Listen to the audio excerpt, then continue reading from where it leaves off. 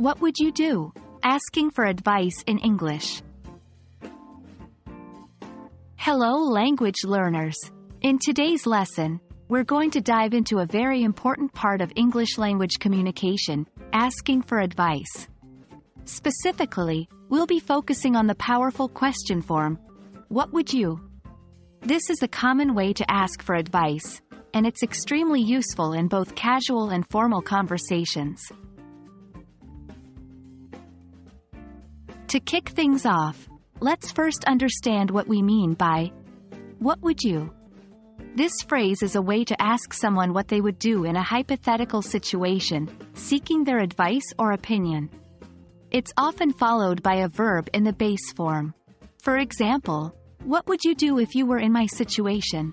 What would you recommend for a beginner English learner? What would you say in this circumstance? In all these examples, we're asking for advice or opinions using what would you? Asking for advice with what would you follows a simple structure.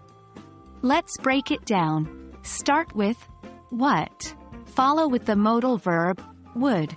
Next comes the pronoun you. Then add the base form of the verb related to the advice you're seeking. Finally, add any necessary details or contexts. This looks like what would you plus verb plus context details.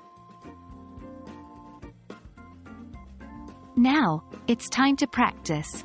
Consider these situations and think about how you might form a question. Here are some examples. You're looking for a good book to read. Ask a friend for a suggestion. What would you recommend? You're not sure whether to accept a job offer. Ask a mentor for advice. What would you do if you were in my shoes? You're planning a party and can't decide on the menu. Ask your friend for their opinion. What would you serve at a summer party? Notice how in each question, we're asking for someone else's perspective or advice in a specific situation. This allows us to gather different viewpoints and make more informed decisions. There you have it. You now know how to use the "what would you" phrase to ask for advice in English.